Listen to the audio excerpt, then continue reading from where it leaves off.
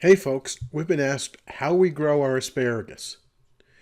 And the simple answer is we have a very deep bed that has compost, good topsoil, and asparagus crowns planted in it. The bed is 3 feet deep. We fertilize and add compost to the top of the bed every year. And we top dress again in the spring with additional compost.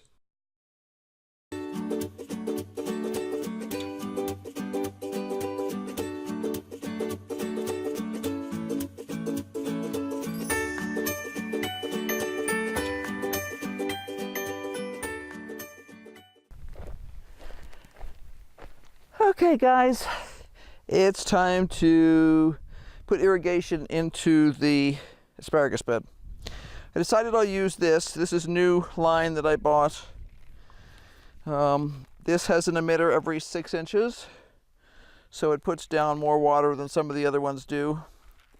And it's going to make watering a little less complicated. I don't want to have to run as much line. The problem with this bed is this is up way high in the air. And I've thought about cutting it down, and somehow I just never quite get around to it. So I have to work around that problem, and that means I need an extension that goes from here down to here before it starts watering anything. And last year I didn't do that, and I wasn't really happy with it because I don't like the idea of wasting water. Now you'll notice me be very careful about not putting things on here. The reason for that is that this is a 3-foot hole, and if I drop something down there, the expression "good luck getting it back" comes to mind. So what I'm doing is I'm right now screwing in the connector that goes right here. This has been in the house, so it's a little cold, unfortunately. And I need to put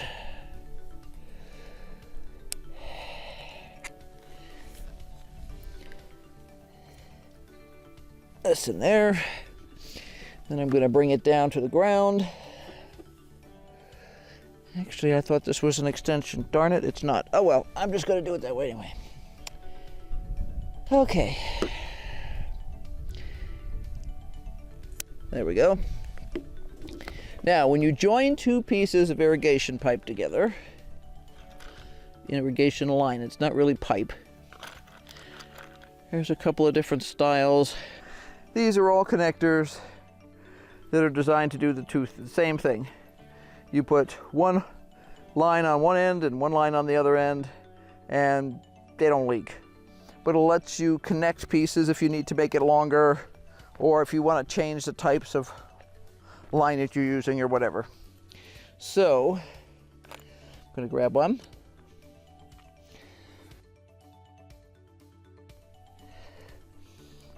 Spitting on everything is one of the things they teach you in grad school when you're an archaeologist.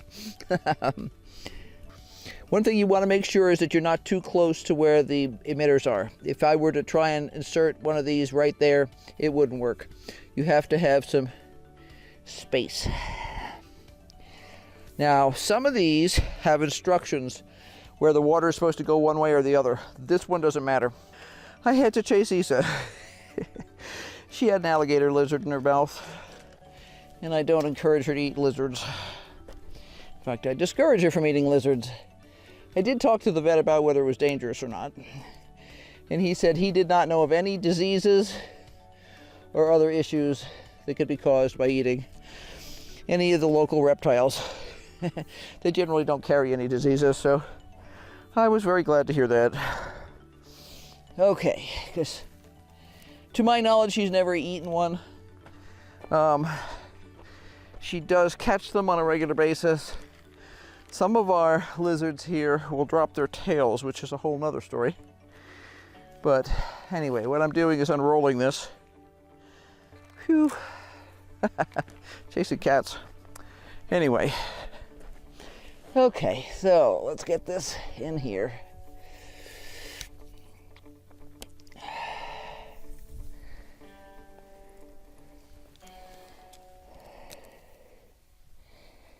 I happen to know that where my plants are, they're not right up against the edge. They're in slightly. So I don't want to damage any of the crowns, but I want to get these where the crowns are so that I'm putting water on the plants themselves. Like I can see this asparagus coming up here. So I'm going to put a loop that goes kind of around it. And of course I should have grabbed more stakes, which I didn't, because I was discombobulated from chasing a cat. Not that that ever happens. Okay, let's get another handful of these guys. Okay, and while I'm over here, I'll get an end plug, which is what you use to end a line. When you buy irrigation line, this is 100 feet, 6 inches dripper spacing. That means there's an emitter that lets water out every 6 inches. It's 1/4 inch line for above ground installation, okay. And it gives you the flow rate at different pounds of water pressure. Suggested maximum run length is, for this type, is 33 feet. Okay, that's not a problem. Make sure you hang on to this information, at least while you're installing it. I generally have a sense for the irrigation I use. These lines I haven't used as much, so I don't know the specifics. I usually use the Rainbird, but the last couple of years I have had trouble getting Rainbird with emitters every 6 inches. And that's the kind I prefer. So I always think about going online to get it, but somehow I usually just wind up getting it at some big box store. And they only carry the stuff that's, well, our big box stores only carry the stuff that's got emitters every 12 inches. And especially for row crops, I really prefer the every 6 inches. I don't think that in this area, every 12 inches is enough. So, there we go. And then I'm going to anchor these guys down where I want them to be.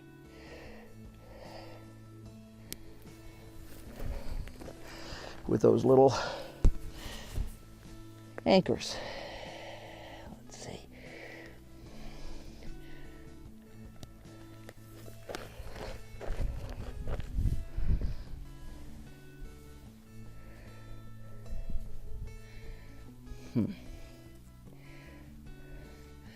I know I have a head right here. I can see a crown rather right here. I can see a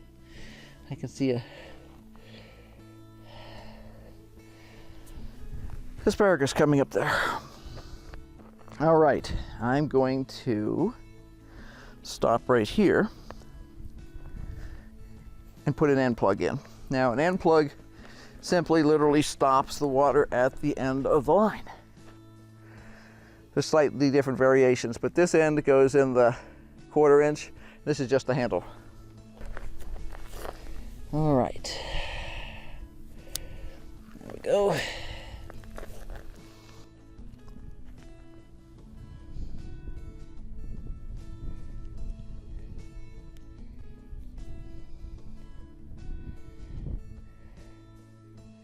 There we go.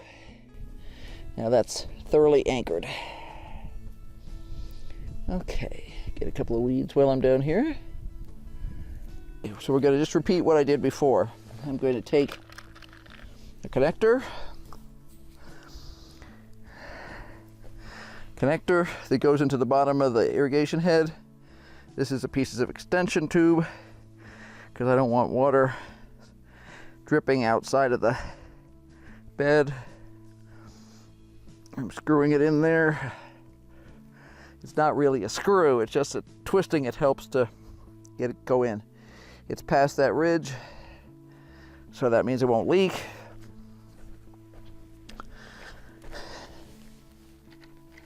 Then I'm going to use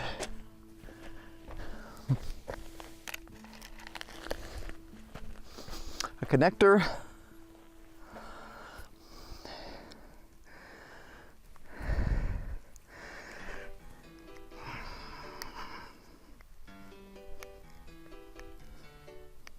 There we go. Now I'm going to put my actual irrigation line right there.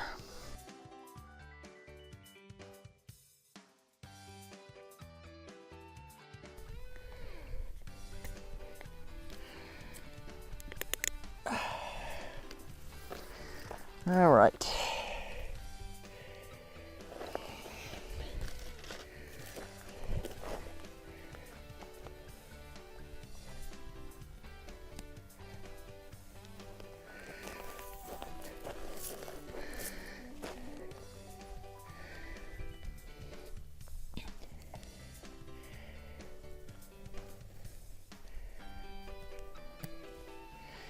Okay, I think I need to run this up the middle, kind of. So, that's the first 4 o'clock I've seen yet this year.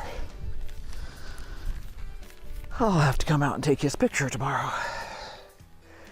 All right, so I'm going to run this up the middle. Plunk.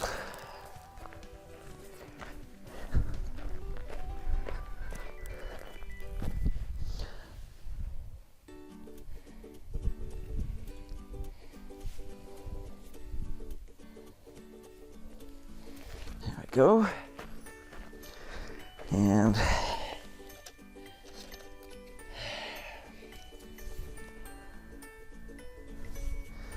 okay, I need an end plug.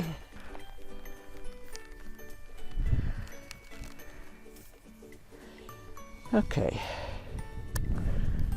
I'm not going to make this line really tight in case I decide that I want to move the location of the line, because it would be better off, 3 inches over or something like that. So I'm going to cut that right here. So I have a little extra, I can let it wiggle in the middle, kind of. And plug.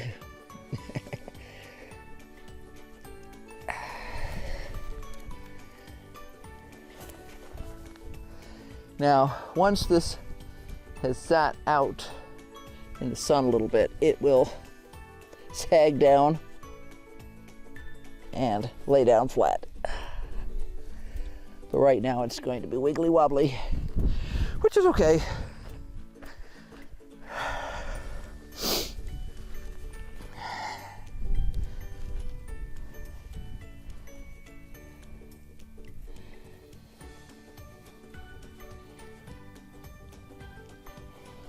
There we go.